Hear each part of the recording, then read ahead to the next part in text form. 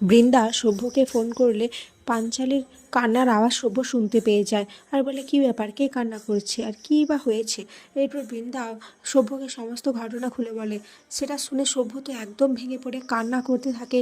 সভ্যকে কান্না করতে থাকে, সাথীকে বলে, কী হয়েছে, তুই এভাবে কান্না করছিস কেন?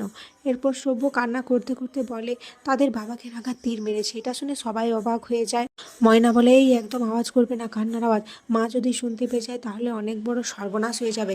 কেউ একদম আওয়াজ করবে না। সাত্যকী, তুমি দাদাকে উপরের ঘরে নিয়ে যাও। কিন্তু পেছন থেকে পিসিমণি শুনতে পেয়ে যায়। পিসিমণি শুনতে পেয়ে বলে, এটা কি করে হলো সভ্য? সাত্যকী, আমাকে তোরা খুলে বল কিভাবে হলো। এরপর সাত্যকী সমস্ত ঘটনা খুলে বলে। সব শুনে তো পিসিমণির হাতে থাকা গ্লাস পড়ে যায়। অপরদিকে একলব্য তো রাঙার সাথে খুব খারাপ বিহেভিয়ার করতে থাকে।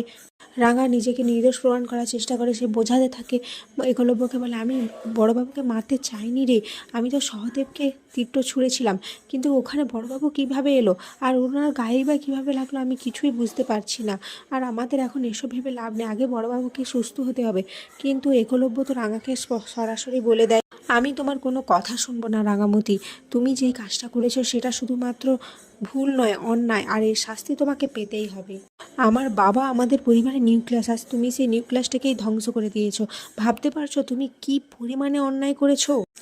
তখনই সত্যজিৎ বাবু ওখানে চলে আসেন আর এসে বলেন, দেখুন মিস্টার একলব্য বসু, আপনি কিন্তু রাঙামাতিকে ভুল বুঝছেন। ও তো শুধুমাত্র ক্রিমিনালগুলোকেই ধরতে চেয়েছিল, কিন্তু আপনার বাবা ওখানে কিভাবে এলো এই কথা আমাদের মনে জাগছে। কিন্তু এখন ওনাকে আমরা সেই প্রশ্ন করতে পারবো না, কারণ উনি এখন যেই মুহূর্তে রয়েছেন এই মুহূর্তে উনি আমাদের কোনো প্রশ্নের উত্তর দিতে পারবে না। একলব্য তো এটা শুনে আরও রেগে যায়, বলে, দেখুন সত্যজিৎ বাবু, আমরা আপনার মতো থানা পুলিশের কারবারই করি না।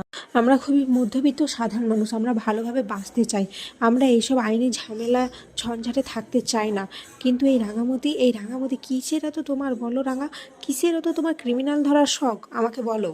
এদিকে বৃন্দা তো সবার সামনে রাঙাকে আবার অপমান করতে থাকে, যাতে সবাই রাঙাকে ভুল বুঝে। রাঙা অনেকবার নিজেকে প্রমাণ করার চেষ্টা করে, বলে, আমি কিছুই করিনি, তোরা বিশ্বাস কর। কিন্তু কেউই রাঙার পক্ষ নিয়ে কোনো কথা বলছে না। এটা দেখে বৃন্দা তো আরও খুশি হয়ে যায় যে তার প্ল্যানটা অবশেষে সাকসেস পেয়েছে। এরপর রাঙা আর কাউকে কিছু বলে না, নিজের মনে ভাবতে থাকে কিভাবে নিজেকে নির্দোষ প্রমাণ করবে। আর বৃন্দা ভাবে, ভাব রাঙা ভাব, তুই কিছুই প্রমাণ করতে পারবি না, যে চাল চেলেছি আমি, তুই জীবনেও নিজেকে নির্দোষ প্রমাণ করতে পারবি না। এদিকে পিসিমণি তো নিজেকে কিছুতেই কন্ট্রোল করতে পারছে না। আর ময়না পিসিমণিকে সামলাচ্ছে, বলে, পিসিমণি তুমি একটু কন্ট্রোল করো নিজেকে, তুমি যদি এভাবে অধৈর্য হয়ে যাও তাহলে মাকে কে সামলাবে। আর এই মুহূর্তে মাকে কিছুই জানানো যাবে না। এরপর রাঙা একলব্যর সামনে যেয়ে বলে, তুই চাস তো আমি এই তীরধনুক ফেলে দিই, ঠিক আছে, আমি আজকের পর থেকে আর এই তীরধনুক ছোবো না, কোনো কম্পিটিশানেই নাম দেবো না। এই বলে তীরধনুকগুলো একলব্যের সামনে মাটিতে ফেলে দেয়। আর এটা দেখে বৃন্দা তো খুব খুশি হয়ে যায়। এরই মধ্যে হসপিটালের সুপার চলে আসে ওখানে, এসে বলে, অসম্ভব, এভাবে ওনার ট্রিটমেন্ট আমরা এখানে করতে পারবো না।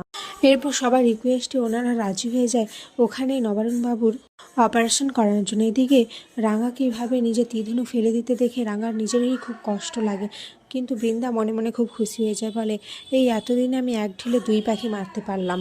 আর এখানেই আজকের পর্ব শেষ হয়ে যায়।